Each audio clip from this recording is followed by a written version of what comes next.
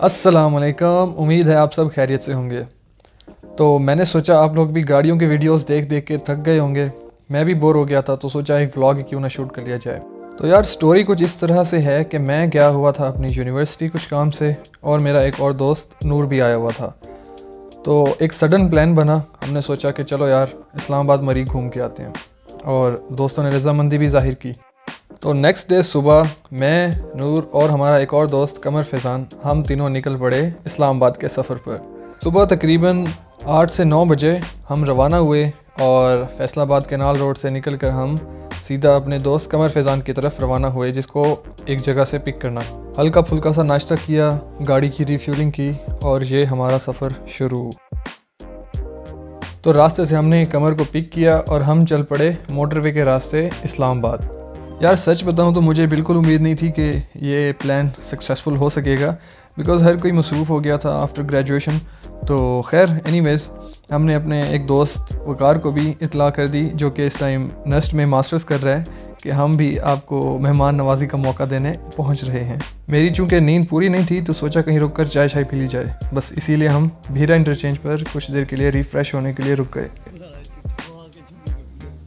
तो चलें चाय शाय पीने और कुछ देर आराम करने के बाद हमने सोचा कि अब हम चलते हैं अपने रास्ते की तरफ, और ये हम निकल पड़े इस्लामाबाद की तरफ।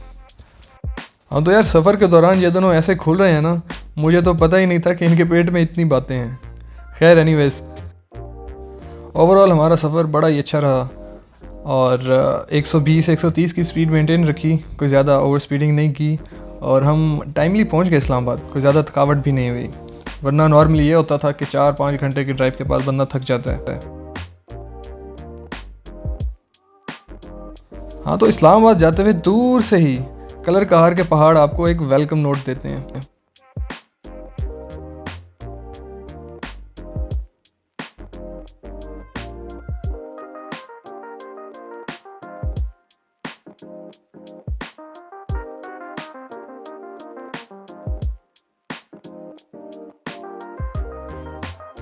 हाँ तो इस्लामाबाद इंटरचेंज से उतरते ही हम सबसे पहले अपने उस नेस्टियन दोस्त के पास गए, जो कि अपने हॉस्टल के बाहर हमारा वेट कर रहा था। भाई हमने आपकी पार्किंग में नहीं पार्क करना, आगे पार्क करेंगे। हाँ तो यार थोड़ी देर आराम करने के बाद सोचा कि यार चलो अब थोड़ी देर रिक्रिएशन ही कर ली जाए। तो हम पहुँचे एफ्टन मर्कज़, सोचा बॉलिंग शॉलिंग कर लेते हैं, और इन जनाब को देखो चलते ऐसे हैं जैसे पता नहीं कब्ज़ा लेने जा रहे हों। हाँ तो भाई अपनी अपनी टिकट्स ले ली और हम पहुँचे अपनी लेन की तरफ।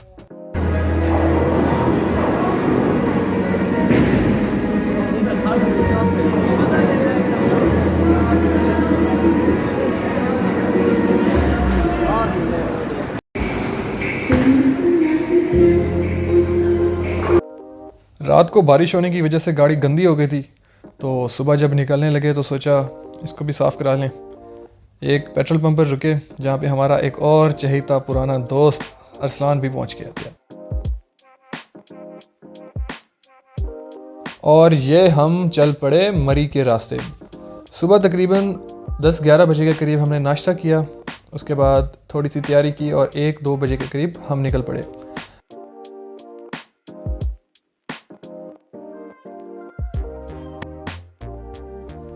और ये हमारे वकार भाई, बहुत ही बेहतरीन ड्राइवर, और पीछे ये हमारे 3 लौंडे बैठे हैं देखो।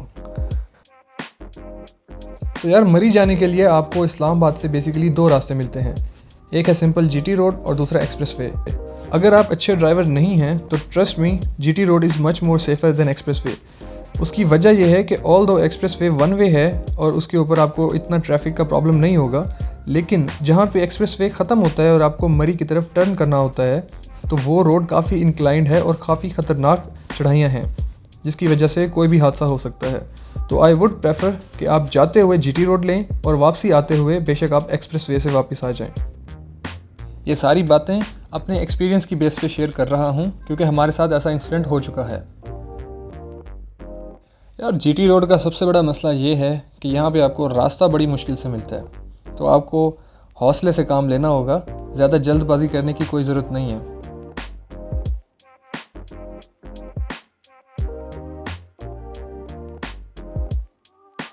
हाँ तो भाई हम पहुँच गए मरी और अपना होटल हमने ले लिया। हमने पहले से ही डिसाइड कर लिया था कि हमने कहाँ पे जाके होटल लेना है, बिकॉज़ हमें पार्किंग भी चाहिए थी और हम ऐसी जगह चाहते थे जहाँ पे इतना कोई शोर शराबा भी ना हो। अगर हम एग्जैक्ट माल रोड के ऊपर लेते तो उसका ये मसला होता है कि बाहर हर टाइम रश होता है और हर टाइम आपको शोर सुनने को मिलता है।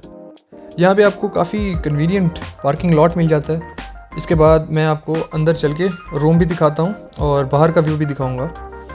तो यहाँ से एंटर होके लेफ़्ट साइड पे आपके पास काउंटर है, रिसेप्शन, और पहला ही रूम हमारा था 201। ये हम अंदर आए तो ये है जी रूम की सिचुएशन।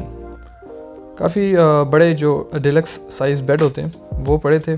उसके अलावा सामान रखने के लिए कबर्ड्स वगैरह, काउच और सारी जो बेसिक फैसिलिटीज़ थी वो हमें मिल गई। और ये रही बैल्कनी और यहाँ से ये चेक करें व्यू। ऑसम यार, माशाल्लाह।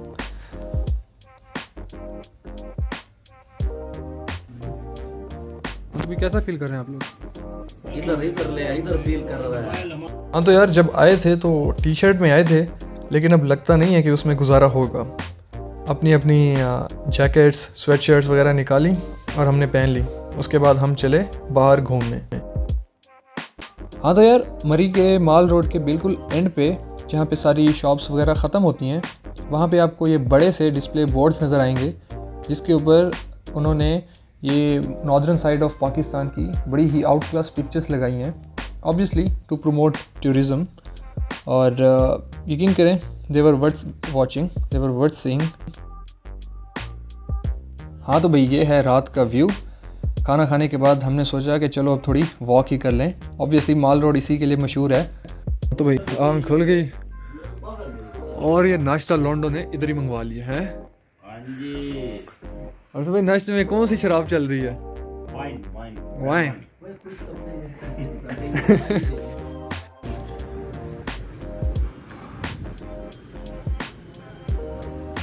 हाय हाय हाय हाय, बाहर निकलते ही जब ऐसा व्यू आए, किसका दिल करेगा वापस जाने का।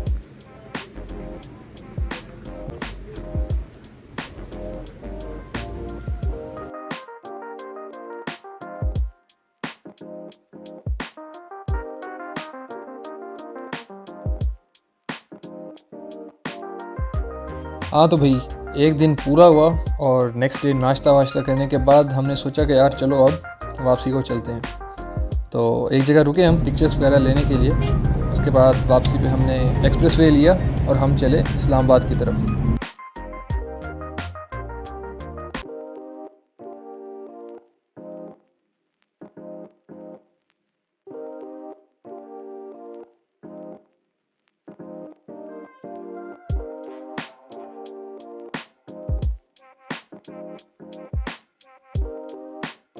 हाँ तो भाई मरी का सफ़र ख़त्म हुआ। अरसलान को उसके ठिकाने पे पहुंचाया और हम चले वकार की यूनिवर्सिटी नेस्ट। वकार भाई लास्ट टाइम मेरी गाड़ी की ड्राइव लेते हुए और काफ़ी तेज़ चला रहा था। तो यार it was a short tour, 3 दिन में ख़त्म हो गया। बाकी it was really worth going. हमने बहुत सारी मेमोरीज़ बनाई, बहुत इन्जॉय किया और इंशाल्लाह जब भी मौका मिला दोबारा जाएंगे। और with a lot of memories हम चल पड़े वापस अपने अपने घरों की तरफ।